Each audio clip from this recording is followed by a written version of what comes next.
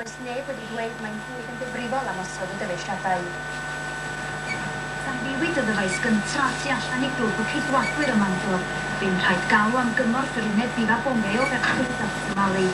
Symudwyd pobl allan o'i tai a chliwyd y pryd. O'n i cael ei stopio am top y district o'n wedi cael ei cordoned off. Chwarter i 7 yna. Ac oedd y pris yn bob man. Wel, dwi'n teimlo hwnna. Fel yna, dwi'n gwneud y gwir. Yn fath yna rwy'n pasio clwb neu pasio siop. A os o'n efo rwy'n cael ei lladd efo disio. I'r pryd o hyd i ddyfais arall ger swyddfa gyrfaoedd y byddin ac neu plaid yn ddiogel.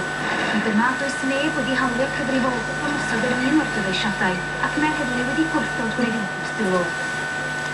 Mae Gwynedd, the Army Recruitment Office at Bangor, the other at the local Conservative Club.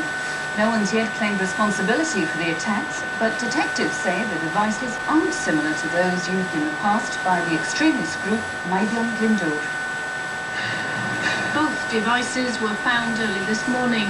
Homes were evacuated and shopkeepers were told to stay away. When I got in 7:15, they just cordoned off. Everywhere, the police were everywhere, and I couldn't understand. And they told me there was a bomb scare in the Conservative Club, and my papers had been moved to across the road, and I wasn't allowed in at all. Army bomb disposal experts from Liverpool made the devices safe. North Wales police say that the firebombs are not similar to those used previously by the so-called Gwynedd arsonist. They added that they are crude, timed incendiary devices.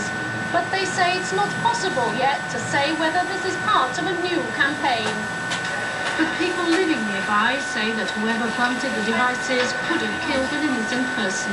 If it had have gone off, I don't know how big it was, nobody's informed us. If it had have gone off, it's people like us will get hurt, that's all I feel. And the sooner they realise this, the better.